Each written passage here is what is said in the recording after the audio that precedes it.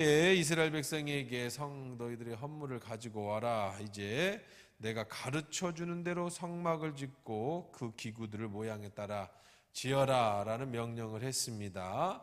그러면서 이제 첫 번째 등장하는 게 우리가 잘 아는 법궤, 증거궤입니다.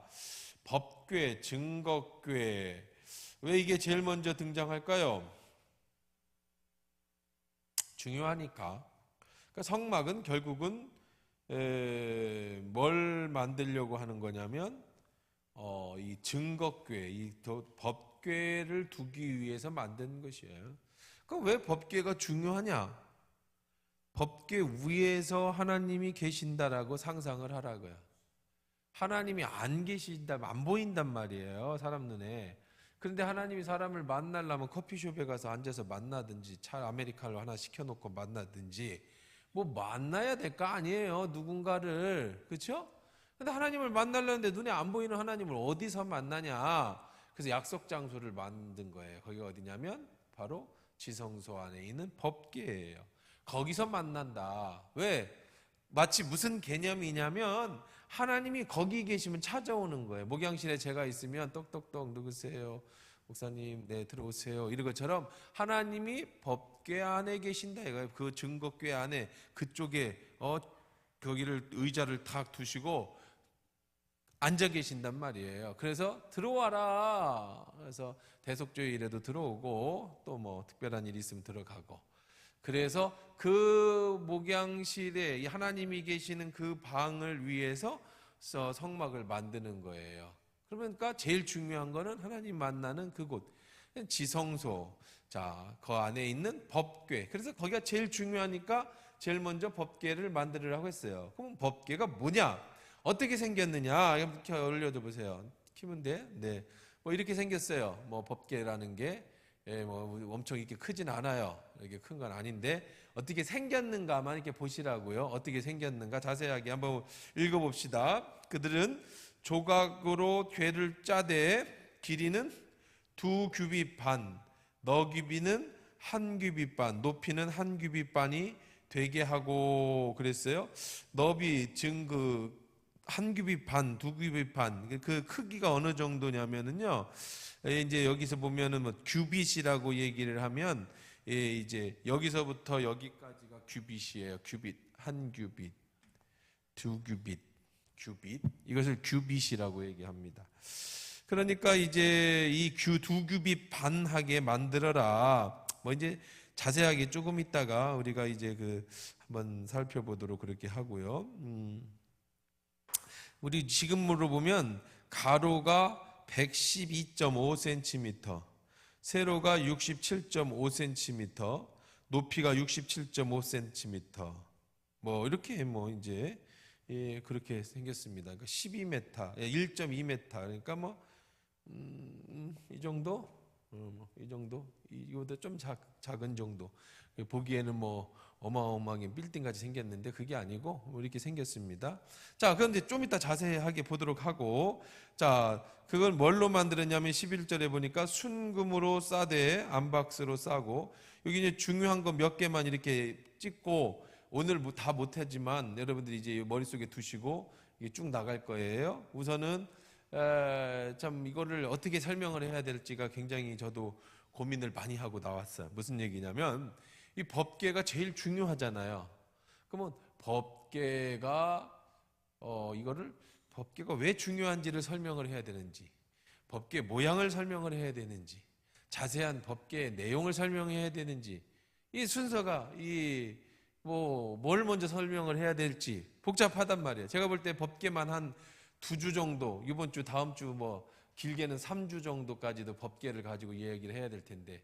자, 그래서 제가 고민 끝에 우선은 전체적으로 한번 훑어보고 그 다음에 법궤가 왜 중요한지에 대한 중요성에 대한 의미에 대한 얘기를 해보고 그 다음에 법궤를 만드는 과정과 하나하나의 의미를 자세하게 살펴보는. 그래서 제일 먼저는 그냥 법궤 하나를 다 보고 그 다음에 법궤의 세부적인 것들을 우선 본 다음에 그 다음에 법궤가 왜 중요한지를 얘기하고 그 다음에 법궤의 하나하나 만드는 과정과 그 의미를 설명하면 되겠다. 라고 생각을 했어요. 그래서 첫 번째는 뭐예요?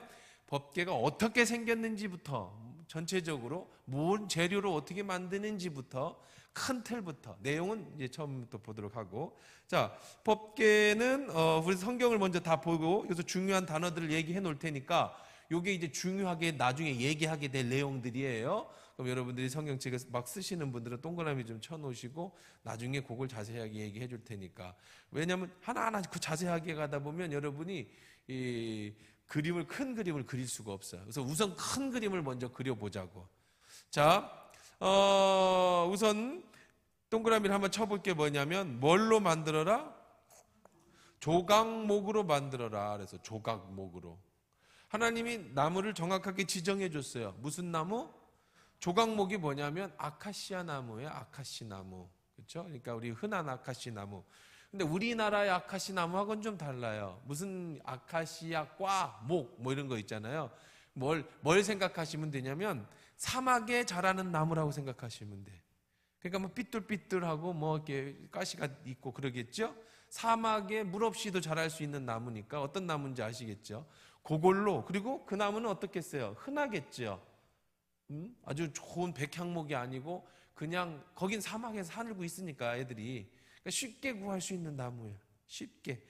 그 모세가 불 붙는 떨기나무 거기 있죠? 그 나무입니다. 그냥 그게 그거예요. 자, 그 다음에 동그라미 쳐보시고요. 그걸로 뭐를 짜래? 궤를 짜래. 궤. 그렇죠? 궤라는 건 궤짝을 짜라는 겁니다. 그러니까 그 법궤는, 증거궤는 궤가 붙었죠. 궤짝이라는 거예요. 궤짝. 네모 반듯한 궤짝. 뭐 집어넣는 궤짝. 자, 우리 옛날 어른들 이제 그 살림살이 보면 궤짝 있었죠. 궤짝. 이사 갈 때도 보면 오늘 우리 제 큰아버지 집에 가니까 아직도 그게 있던데 그 은색으로 돼가지고 무슨 관짝 마냥 이렇게 넙죽해가지고 이렇게 돼서 옛날 이사 갈 때 거기다 짊어지고 갔어요. 옛날 사람들. 나는 여러분들보다 더 옛날 일을 알아. 나도 모르겠어요. 나는 왜 그런 걸 다 아는지. 나도 신기해. 아마 난 태어나서도 못 본 것 같은데 나는 다 그게, 나는 뭐 그때 그 옛날 일이 다 기억이 나는지 모르겠어요. 희한하죠? 그래서 옛날 이사 갈 때는요, 광목에다가 그거를 크게 쥐고 거기다 다 집어넣고 시집 올 때도 가지고 오고 그랬어요. 그러니까 그게 재산이야, 그 집에. 그게 궤짝 있잖아, 짝. 물론 뭐 부잣집에는 나무로 된 궤짝도 있었습니다만은 어쨌든 그런 짝이라는 거 궤로 만들으라는 거예요. 그래서 뭐 너비, 높이 이건 아까 얘기했어요. 나중에 한번 자세하게 센티미터부터 해가지고 가로가 한 11.2m, 그러니까 112cm니까 한 진짜 그냥 이만하겠어요, 그렇죠? 넷이 짊어질 수 있어야 되니까. 관짝 마냥 짊어질 수 있는 거니까 나중에 보도록 하겠고요. 자, 근데 이 조각목은 흔한 나무인데 너는 거기다 뭘로 해라? 11절에 보니까 동그라미 치세요. 순금으로 싸야 돼. 그렇죠? 대충 봐도 금으로 싸니까 뭔 의미가 있겠네. 그렇죠? 그 다음에 안팎을 다 싸. 위쪽 가장자리 돌아가면 금태를 다 두르고, 그 다음에 고리를 부어 만들어라. 자, 그 다음에 조각목으로 채는 이제 이게 작대기를 금으로 만들어서 금으로 싸고, 채를 만들어서 조각목으로 채를 만들고 금을 싸라. 그리고 양쪽 고리에 작대기를 매게 하려면 고리가 있어야 되겠죠, 그렇죠? 이렇게 네모난 박스면 이렇게 고리가 있어야 될 거 아니에요, 그렇죠? 그리고 여기 고리에다가 이렇게 작대기를 길게 이렇게 꽂아갖고 둘이 어깨에다 매야 되니까 그 얘기예요. 다 뭐 이해됐죠? 어려울 거 없어요. 그냥 그렇다 하시라고요. 자, 그 다음에 그 속에 궤를 열면은 그 안에 궤짝이니까 뭐 넣어 놓을 거 아니에요. 넣어 놔야 되잖아요. 뭘 넣어 놓느냐 그랬어요. 여기 동그라미 쳐봅시다. 뭐 넣으라 그랬어요? 16절에 증거판을 궤 속에 둘지며 순금으로 속죄소를 만들되 길이는 2규빗 반, 너비는 1규빗 반이 되게 하고. 속죄소는 또 뭐냐? 자, 금으로 그룹 둘을 속죄소 두 끝에 쳐서 만들되. 자, 여기가 속죄소가 있어요. 이게 궤 위에가 속죄소예요. 그 다음에 거기에 천사가 이렇게 2마리가 앉아 있는 거예요.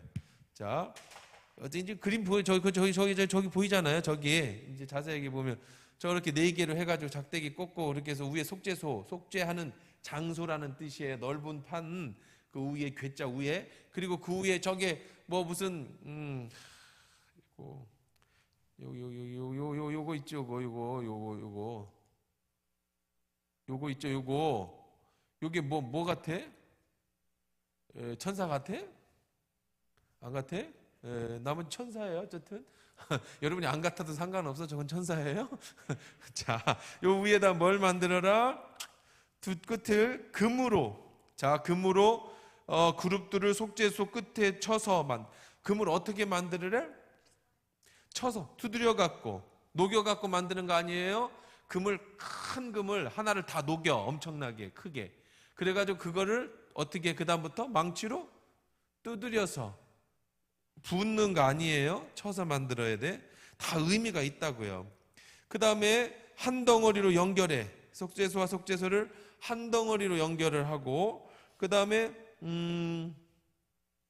그룹들에서 그 날개를 펴서 그 날개로 속죄소를 덮으며 그러니까 요게 뭐야 요게 날개야 날개. 날개가 뭐를 덮어라?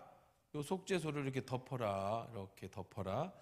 더 속죄소를 덮으며 얼굴을 서로 대하여 속죄소를 향하게 하고 요 얼굴이 어디를 향하고 있어? 여기를 향하고 있죠. 여기가 뭐라고 그랬어요? 괴자 위에가 속죄소. 그 위에 천사가 두 날개를 펴서 여기를 덮고 있는 거야. 얼굴은 어디를 보고 있는 거야? 여기 누가 계시다고? 누가 앉아 계신다고 여기? 하나님이 앉아 계시는 거예요. 여기가 그 커피숍에 하나님 의자란 말이에요. 하나님 앉아 계신 속죄소야. 왜 여기서 뭐 하시냐고 하나님이 하면 이름이 뭐라 그랬어요? 속죄소잖아. 그래서 대속죄일에 죄를 용서해 주시는 장소예요. 자, 어쨌든 그렇게 만들어라. 속죄소 위에 괴를 얹어 내가 그 괴를 얹고 속죄소 위에 괴를 얹고 내게 줄 증거판을 괴 속에 넣어라. 속죄소 속에 뭐를 넣어? 여기 안에 이 꽉 안에 뭐가 들어 있어야 돼? 괴를 집어넣어야 돼. 괴를 요 안에다가 이렇게 요 안에. 그러면은 그 속죄소 밑에 괴가 있는 거예요. 그 아래에. 거기서 내가 너를 어떻게 할 거다? 만나겠다고. 커피숍이라고 책상이라고 하나님 계신 곳이라고. 속죄소 위, 곧 증거궤 위에 있는 두 그룹 사이에 속죄소 위, 곧 그러니까 여기에 속죄소, 증거판 위에 속죄소 위 그룹 있죠. 여기 공간. 자, 그 증거궤 위에 두 그룹 사이에 내가 이스라엘 자손을 위하여 내가 명령할 모든 일을 내게 이르리라. 여기서 뭐 해주시겠다? 말씀해 주시겠다. 이해됐죠? 아메리카노는 안 드셨겠지만 하나님께서 여기서 너희들을 만나서 뭐 해주겠다? 만나 주시겠다. 이게 이제 성경에 나오는 증거궤의 모습입니다. 그러면 이걸 좀 구체적으로 자세히 하나씩 보도록 하십시다. 내 모습을. 알았어요. 네, 알겠습니다. 자, 이거 맞아. 자, 여기 이렇게 지금 내가 지금 올려준 그거죠? 지금 보내준 거. 맞아. 지난번 거 말고. 자, 요것만 나와 있는 거야. 자, 요게 뭐라고 그랬어요? 법궤. 아까 봤죠? 모르고 있으면 물어봐요. 법궤. 자, 요게 뭐라고? 뭐라 그랬어? 그룹이 1그룹, 2그룹이 아니라 뭐라고 그룹이? 천사를 그룹이라고 했어요. 천사 모양이라고요. 그룹. 그 다음에 요거는 뭐라 했어요? 속죄소. 법궤 위에 이렇게 만들어서 된 속죄소. 자, 그 다음에 이제 요를 이렇게 열어보면 이렇게 생겼다고. 뚜껑을 열면 이렇게 뚜껑을 열면 이렇게 해서 천사가 있는 요렇게 속죄소가 여기 속죄소고 분리해보면 요거는 뭐고? 법궤고 이건 채고 그 안에 이 세 가지가 들어있어요. 근데 원칙은 이건 좀 고민해봐야 될 문제인데 여기에서는 뭐만 넣었어요? 증거궤만 넣었잖아요. 근데 나중에 이제 히브리서에 보면 세 개가 들어있었다고 그래. 아론의 쌍난 지팡이와 그 다음에 또 하나 뭐예요? 만나 항아리. 근데 요거는 신약 시대에 등장하게 되는 거예요. 그러니까 구약 시대는 사실 증거궤 얘기만 있거든요. 그 증거 그 10개만 돌판만. 그러니까 요거는 신학자들 사이에서 우리가 고민을 많이 해봐야 되는 거예요. 그게 정말 세 개가 들어있었는지 아니면 하나만 들어있었는지. 근데 히브리서에는 세 개가 있다. 신약 시대 그 얘기를 하니까 우리는 전부 그냥 세 개를 알고 있어요. 그래서 뭐 여러분이나 저나 신학자는 아니니까 그런 고민은 너무 힘들잖아요. 그렇죠? 우리가 할 고민이 너무 많은데 저 안에 세 개가 들었을까 하나를 들었을까 그런 고민하기에는 너무 어떤 가끔 보면 정말 별 필요 없는 것에 잠 못 이루시는 분들이 있어요. 성경을 읽다가 막 고민하다가 고민을 해. 그래서 나중에 물어봐요. 그럼 저하고 토론을 막 하다 보면 근데 사실은요 그거는 2000년 동안 신학자들이 맨날 싸우는 얘기예요. 우리 둘이 상의한다고 토의한다고 그 문제가 해결될까요? 이렇게 목사님, 저는요 사람이 영혼과 육이 있는 것 같아요. 근데 왜 목사님은 왜 영도 있고 혼도 있고 육도 있다고 합니까? 저는 영혼 그래서 그 갖고 둘이 얘기만 여기 봐라 영혼 육이 있지 않냐? 목사님 여기 보세요 영혼을 하나로 하지 않았어요 성경에. 싸울 필요가 없어. 왜냐하면 그건 신학자들이 싸우는 얘기예요. 우리는 그냥 그게 이제 2분설이냐 3분설이냐 이게 이제 구체적으로 들어가면 그건 수백 년을 싸워. 그리고 또 뭐 이런 거 있잖아요. 뭐 여러분들 목사님 하나님이 택해 주셨다면서요. 그럼 내가 죄를 지으면 택한 사람도 버릴 수 있어요? 아니면은 하나님이 버려도 끝내는 천국을 데려가나요? 한 번 비춤을 받으면 하나님께서 끝까지 책임져 주신다며요. 근데 어떤 성경에 보면 또 한 번 그렇게 성령을 회방하는 자는 다시는 용서를 못 받는데 뭐가 맞아요? 제발 그런 거 갖고는 토론하지 말자. 루터하고 칼빈부터 싸우기 시작해갖고 지금도 싸우고 있는데 그거 우리들이 얘기해가지고 결론 나겠냐?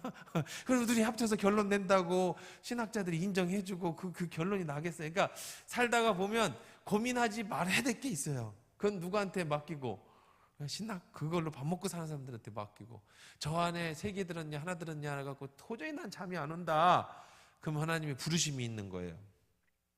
신학자로서의 부르심이 있는 거니까 오늘부터 헬라어 배우고 히브리어 배우고 고서 옛날에 원어부터 찾아 들어가시면서 옛날 그 고고학부터 공부하셔가지고 이게 어느 때부터 세 개가 들어갔는지를 찾아 뭐 그렇게 하시면은 그게 하나님이 주신 소명이야. 근데 그러기에는 나이가 너무 들어버렸으면 고민할 것도 많은데 그건 그냥 있는 대로만 살자. 그냥 목사님 가르쳐 주는 것만 알자. 또 너무 많잖아 일이. 어쨌든 자 여기서 이렇게 여기는 뭐 표현들은 법궤가 있고 여기에는 또 만나 항아리가 있고 여기 아론의 싼난 지팡이가 있다. 이렇게 이제 겉으로는 이제 이렇게 보여준 거 표시를 한 겁니다. 네, 이거는 뭐 법궤, 이건 그룹이고 이거는 속죄소고 법궤 구조입니다.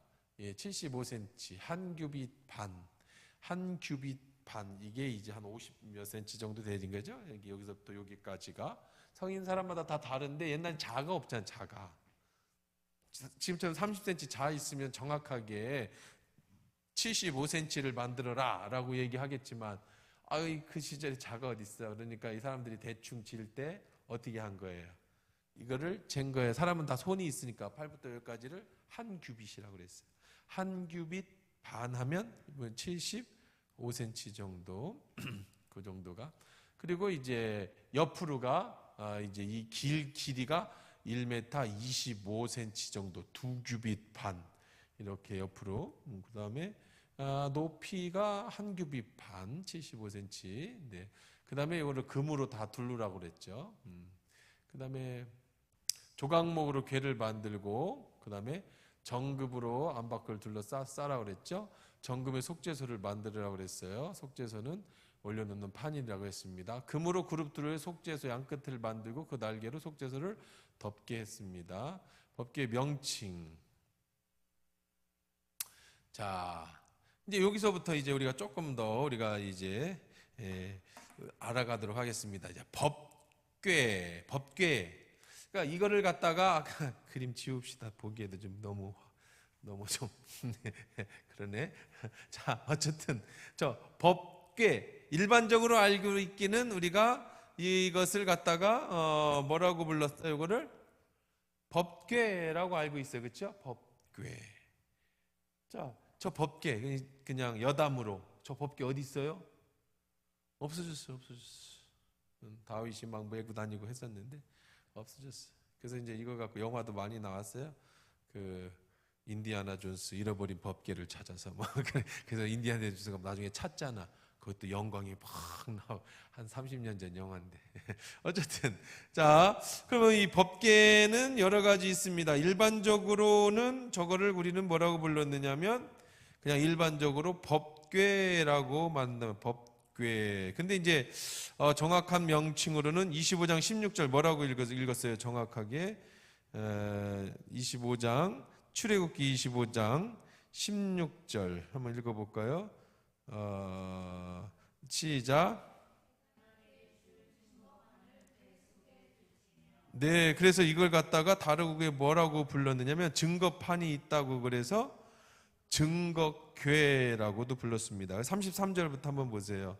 자, 25장 33절 한번 자, 26장 33절 한번 볼까요? 26장 33절 25장 말고 26장 33절 한번 읽어봅시다.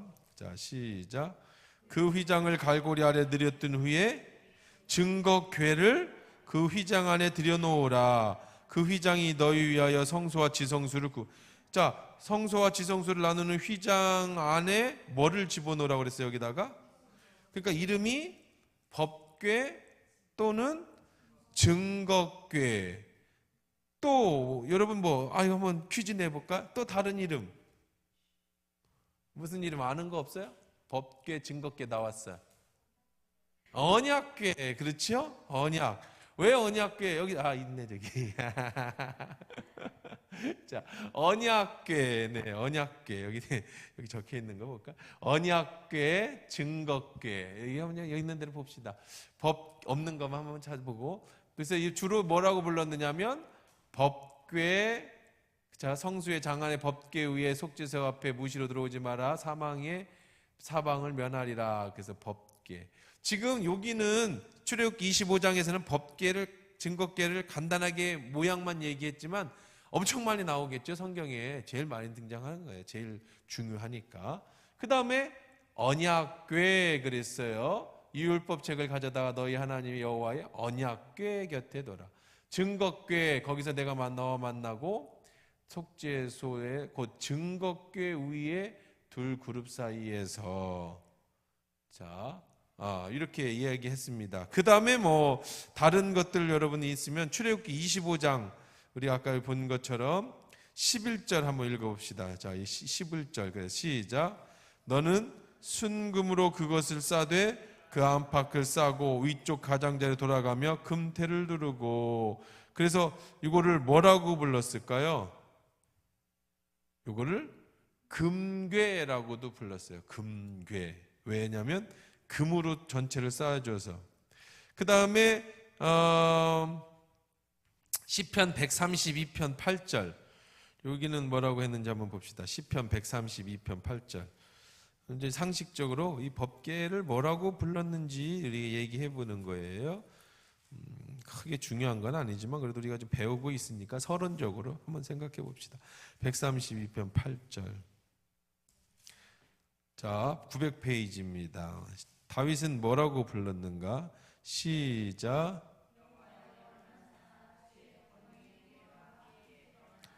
자, 이걸 뭐라고 불렀어요? 자, 그러니까 그 이름을 이야기할 때 왜 법궤라고 안 부르고 왜 증거궤라고 안 부르고 여기를 왜 이렇게 불렀을까요? 그럴 때는 의미가 있겠지요?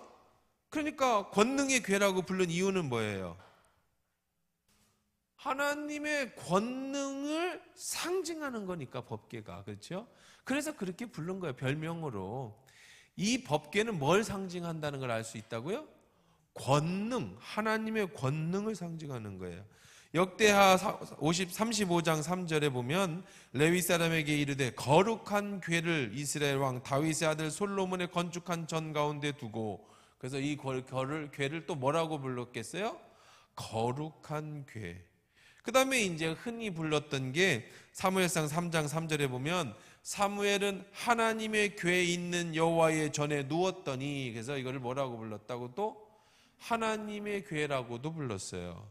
그 다음에 하나님의 궤가 있으니까 여호와의 궤도 있겠죠. 그렇죠? 그래서 사무엘상 6장 1절에 보면 여호와의 궤가 블레셋 사람 지방에 있는지 이렇게 하면서 여호와의 궤. 그 다음에 뭐 이방인들은 뭐라고 불렀을까? 이름을 모르니까. 네, 그렇죠. 이스라엘 신의 궤. 그래서 아스도 사람들이 이스라엘의 신의 궤를 우리와 함께 있게 못할지니, 사무엘상 5장 7절. 이방인들은요 모르니까 이걸 갖다가 뭐라고 불렀느냐면 이스라엘의 신의 궤다, 이렇게도 불렀습니다. 그 외에도 뭐 성궤라고 얘기도 했습니다. 뭐 혹은 나무궤 이런 얘기도 있습니다. 어쨌든 이런 이야기를 했다라는 거는 그런 어떤 의미를 다 담고 있다는 거예요. 자, 이런 것들을 보관했었습니다. 네, 이건 나중에 우리가 한번 보도록 하고, 네, 그래서 이제 전체적으로 모양만 이렇게 살펴봤습니다. 그래서 법궤를 모양만 한번 놓고 맨 첫 번째 모양만 틀어놔 보세요. 자, 그러면은 이 법궤가 이제 오늘은 모양을 봤으니까 그러면 이 법궤가 어떤 의미인지, 도대체 법궤가 왜 중요한지에 대한 얘기를 한번 같이 나눠보려고 합니다. 자, 우리가 본 것처럼 성막을, 하나님께서 성막을 지라고 했는데 이 성막에 이 법궤를 어디다가 두라고 하셨느냐면 지성소, 하나님을 만나는 그 장소에 두어라. 가장 고귀하고 가장 거룩한 곳에 법궤를 두어라 라고 이야기를 해줍니다. 자, 왜냐하면 왜 가장 귀한 것으로 여겼느냐, 아주 그냥 간단한 겁니다. 자, 여러분 보세요. 성소가 있어요. 여기는 성소, 여기 문이겠지요. 여기는 지성소, 여기는 이제 성막, 그렇죠? 성막으로 이렇게 막아져 있습니다. 여기에 뭐를 두어라? 법궤를 여기다 두어라. 그래서 제사장이 여기에 들어와서 대속죄 일에 속죄하는 거예요. 아무나 들어오지 못해. 막아 있어. 그럼 여기는 가장 거룩한 곳이에요. 왜 가장 거룩해? 법궤가 하나님이 계신 곳이니까. 하나님이 계신 그곳은 가장 거룩하다. 근데 법궤가 하나님은 절대로 아닙니다. 눈에 안 보이는 하나님을 만나야 하니까 하나님을 뭐 한 거라고 그랬어요? 이게 뭐겠어요? 상징이에요. 하나님을 상징하는 거예요. 그러니까 사람들은 하나님을 상징하는 법궤를 굉장히 중요하게 여겼겠죠. 이스라엘의 정신이에요. 스프릿이에요. 이스라엘의 혼이에요. 이스라엘을 유지하는 가장 중심이 바로 이 법궤예요. 이것이 이스라엘을 유지하게 하는 이스라엘의 정신입니다. 이 지성소 가장 중요해요. 상징이지만 십자가가 사실은 뭐 예수님이 십자가는 아니죠. 근데 우리는 십자가를 상징으로 봅니다. 저 무슨 상징이에요? 사실 저거는 가장 잔혹한 사형 틀이지만 오늘 우리는 십자가를 굉장히 소중히 여기고 우리들의 십자가를 금으로 만들어서 목걸이도 하고 다니고 십자가 모형도 좋아하는 이유는, 아니 왜 사형 틀을 좋아해? 거기에 예수님이 나로의 죄를 대신 지시고 십자가에 죽으셨으니 저것은 의미를 두는 것처럼 이스라엘 백성은 자신들의 정신, 가장 소중한 것을 법궤에다 두었어요. 이것이 바로 가장 그들에게 소중한 하나님의 성물이기 때문에 곧 그 자체가 하나님이라고 생각하는, 상징적으로 그런 마음을 두는 거죠. 자, 이거는 그러면 오늘 우리들에게 2023년을 사는 우리들에게 이 법궤의 중요성이 뭐겠어요? 바로 이 법궤는 누구를 상징하는 거야? 예수 그리스도를 상징하는 거예요. 오늘 우리들에게 예수 그리스도가 법궤는 아니에요. 하나님의 법궤는 아니야. 그러나 이스라엘 백성들이 가장 법궤를 중요시하게 하고 장시에 두었듯이 오늘날 우리들의 마음에는, 내 중심에는 예수님이 나의 삶의 중심이고 내 살아가는 이유의 핵심 코어란 말이에요. 그게 바로 이 법궤는 누구를 상징한다? 예수 그리스도를 상징한다. 그래서 법궤가 중요한 거예요. 두 번째는 법궤의 상징의 첫 번째는 예수 그리스도라고 그랬어요. 우리가 법궤를 배워야 되는 이유, 법궤를 알아야 되는 이유는 바로 예수 그리스도의 그림자가 법궤를 통해서, 두 번째 이 법궤는요, 아까 법궤 위에 속죄소라는 것이, 속죄소. 속죄소라는 것은 무엇이냐면은 천주교 신부님한테 가가지고 고해성사를 하는 것처럼 그 앞에 가서 고해성사를 해요. 사람에게 하는 게 아니라 하나님께 고해성사를 하는 곳이에요. 그래서 계속해서 제가 말씀드렸죠. 이 법궤의 두 번째 의미는 뭐라고 그랬어요? 첫째는 예수 그리스도, 가장 중요한 거예요. 두 번째는 뭐겠어요? 여기가 왜 중요하겠어요? 여기가 하나님의 만남의 장소에, 하나님의 만남의 장소. 다른 말로 말해서 우리의 전문 용어로 참 임재. 좀 설교를 대해서 제가 이렇게 듣는데 그런 얘기를 하더라고요. 설교자가 정말 알아야 될 이 포스트 모더니즘 시대의 설교자의 모습은 뭐냐? 다 알아들을 거라고 생각하지 말고 모든 사람이 알아듣는 단어로 바꿔서 얘기해라. 왜?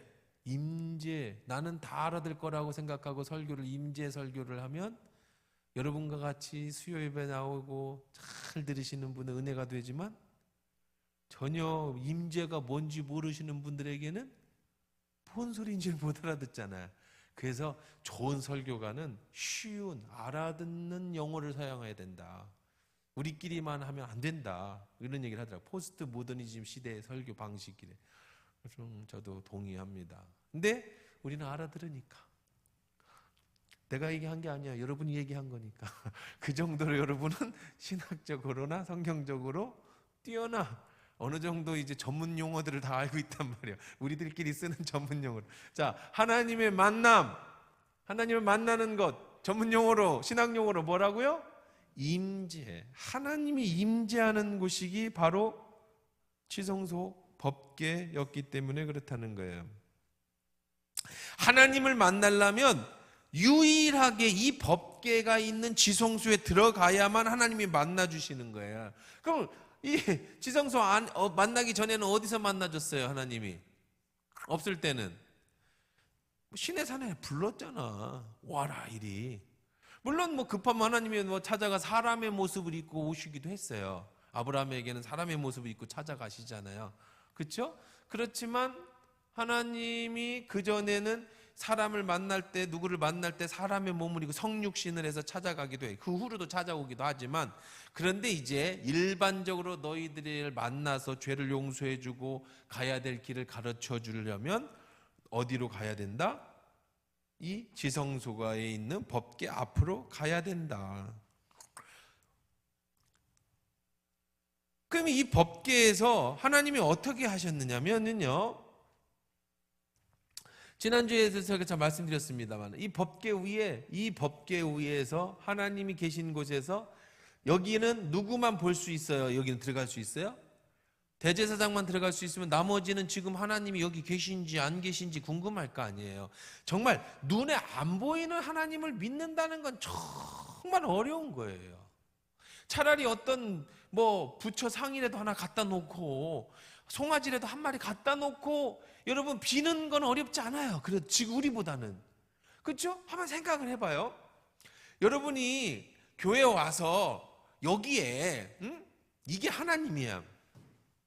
그럼 여기 와가지고 여기서 무릎 꿇고 하나님 제발 내 기도 좀 들어주세요. 이게 쉬워요. 그 아무것도 없는데 하나님은 그냥 안 보이시니까 여기 그냥 앉아가지고 하나님, 우리들이 생각하기에는 똑같을 것 같지만 처음 예수 믿는 사람은요 뭔가 있어야 쉬운 거야. 안 그러겠어요? 뭔가 보여야지.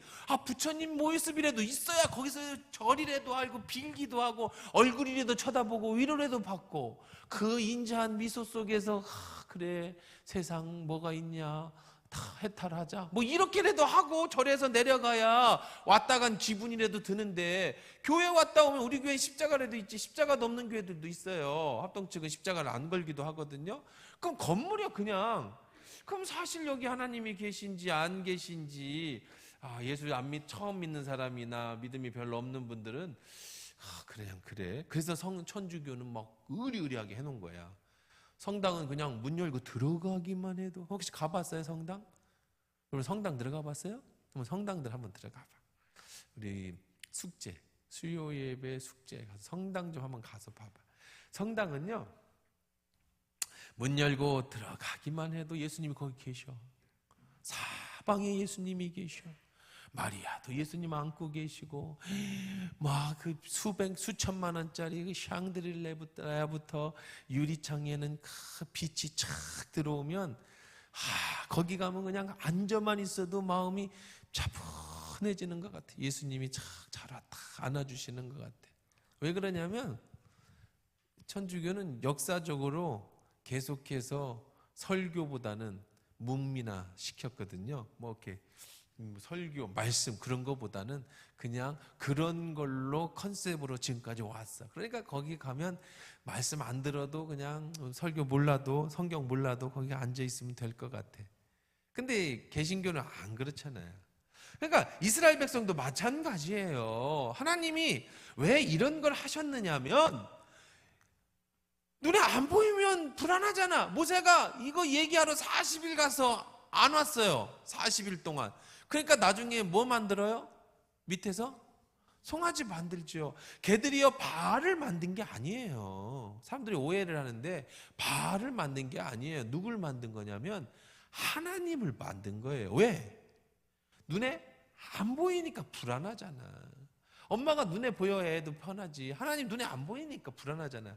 그래서 하나님은 자신의 이걸 갖다가 전문 용어로 이런 얘기 하지 말라고 했는데, 우리는 그래도 고상하고 수요 예배까지 나올 정도로 여러분 성경을 잘 아시는 분들이니까 이걸 갖다가 현현이라고 하는 거예요. 현현. 하나님의 현현. 하나님이 눈에 보이게끔 나타나는 거예요. 근데 하나님이 뭐 사람처럼 생긴 게 아니잖아요. 우리의 형상으로 사람을 만들었다고 해도 사람처럼 생기진 않으셨잖아요. 영이니까. 그래서 지금 여기서 이런 모습을 하고 여기다가 연기를 내. 연기. 혹은 밤이면 뭘 내? 여기서 하나님의 자리에서 불을 올리는 거예요. 그러면 지금 생각을 해보세요. 200만 명이 여기를 둘레로 200만 명이 여기서 같이 움직여. 그러면 어디서도 다 뭘 볼 수 있어? 하나님을 볼 수 있어요. 그러니까 하나님이 우리와 함께 계신다라는 뭐를 가질 수 있는 거예요? 안심할 수 있는 거예요. 그리고 이 구름이 이렇게 그 구름이 이렇게 돼. 혹은 불이 이렇게 되면 어떻게 해야 되는 얘기야? 움직이라는 거예요. 어느 방향으로? 이쪽 방향으로. 자, 이것이 바로 하나님의 임재를 나타내는 겁니다. 자, 그래서 민수기 9장 15절 16절 한번 읽어봅시다. 민수기 9장 15절 16절.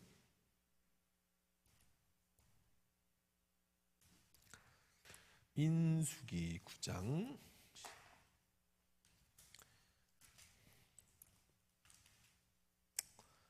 15절 16절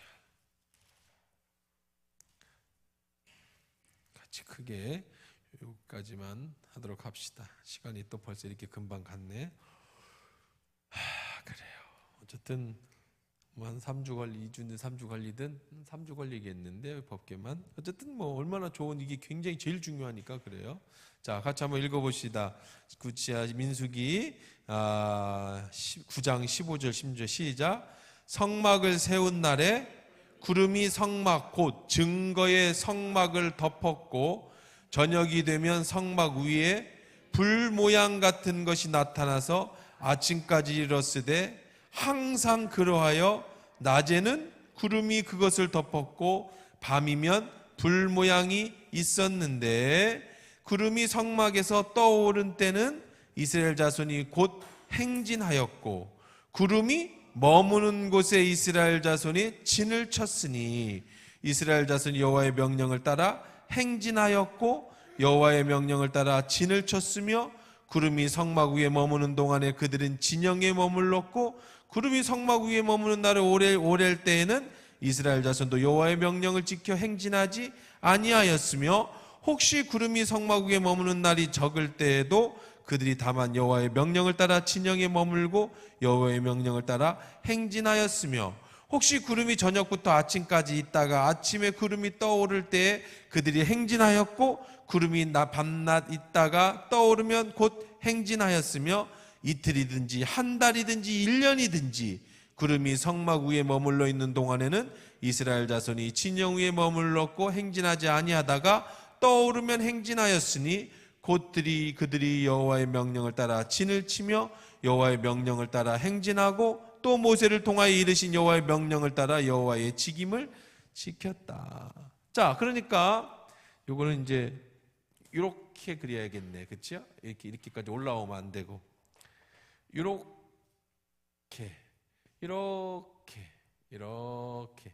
이렇게 있을 때에는 머무르고 요게 이렇게 그리면 안 되고 조금 올라갔다 가야 되겠는데 이렇게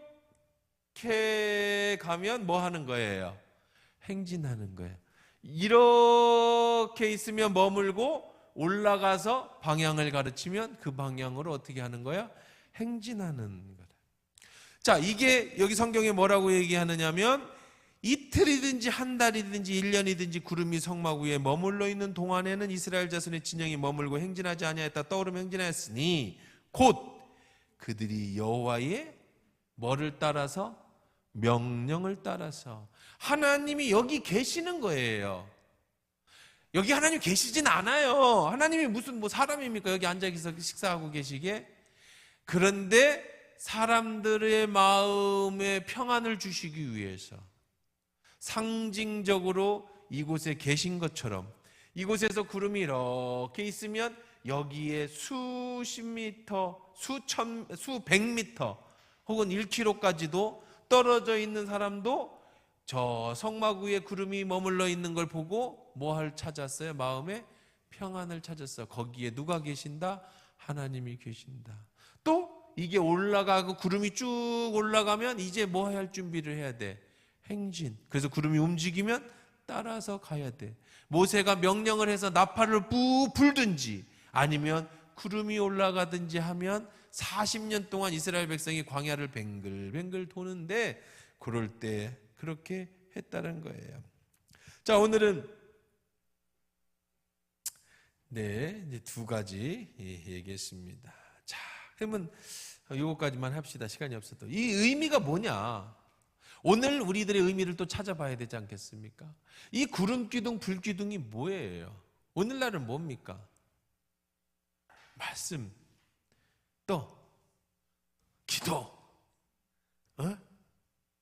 그 얘기해봐. 틀린 거 없어요. 성령, 그렇죠?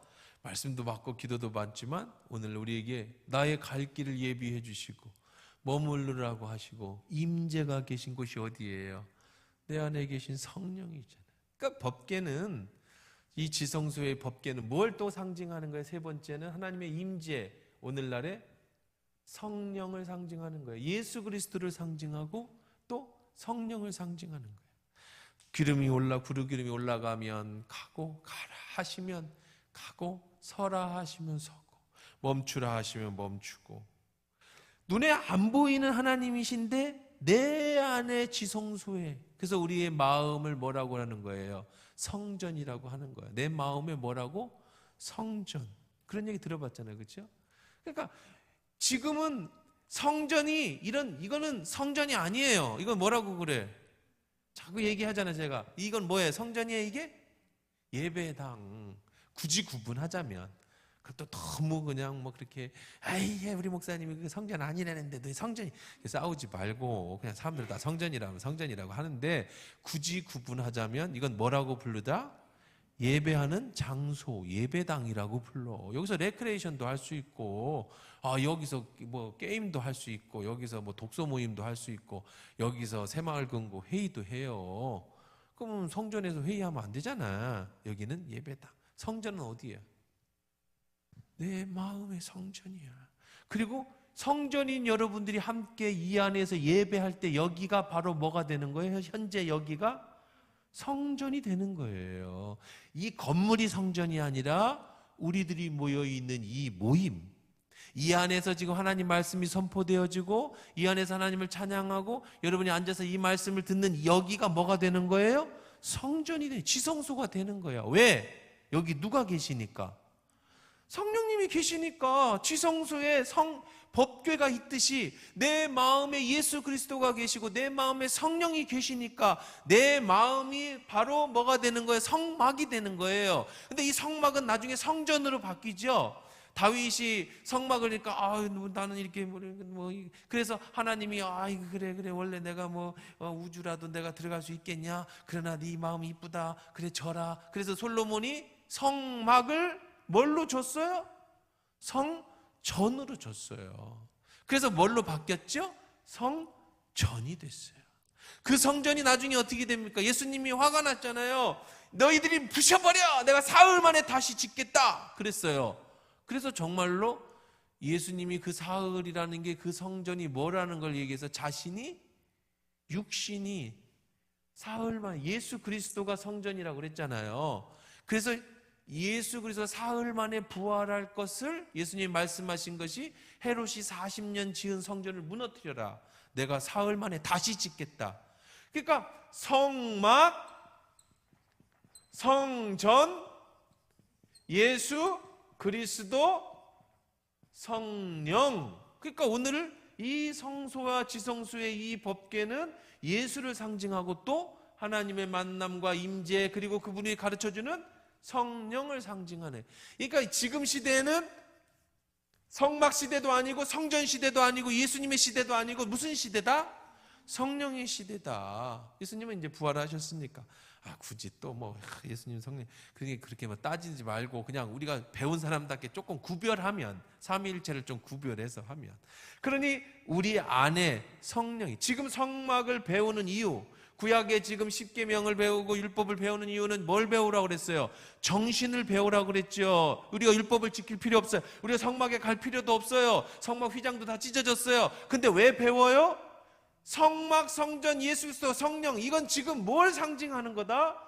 예수 그리스도 성령을 상징하는 거예요. 왜 금을 싸라고 했는지 왜 조각목으로 만들으라고 했는지 다음 주에 다 이제 차근차근 하겠지만 이 모든 걸 통해 누구를 드러내기 위해서? 예수 그리스도를 드러내기 위해서.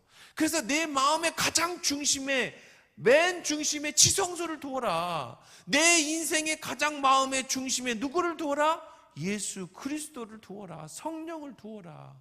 내가 곧 뭐다? 성전이다. 이해되죠?